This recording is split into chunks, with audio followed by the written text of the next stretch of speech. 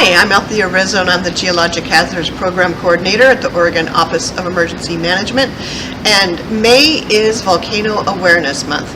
Now we talk a lot about wildfire and floods and earthquakes here in Oregon, but we can't forget the fact that the entire Cascade Range is built from volcanoes. We have ancient caldera here in Oregon at Newberry, at Smith Rock, and down in the southeastern corner of Oregon. We like to hike on them in the summertime, we like to ski on them in the wintertime, but we also have to remember that that beauty comes with a risk, and that risk is volcanic eruption.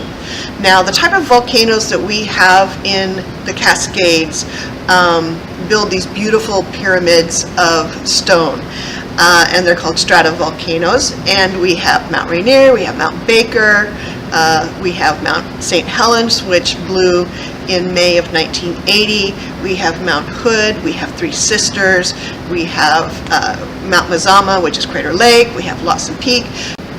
The nice thing about volcanoes is they tend to give you plenty of warning. You will get earthquakes, you'll get off-gassing, you will get a lot of signals that the volcano is waking up. And the fun thing about volcanoes is they can go back to sleep without having an eruption.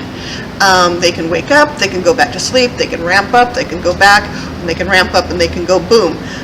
So the thing to remember, volcanic eruption, and that can send a pyroclastic flow, which is hot gas and rock sending it down the mountain, and you can't outrun it, even though they, no matter what they said in Dante's Peak, you can't outrun a pyroclastic flow. We also have lahars.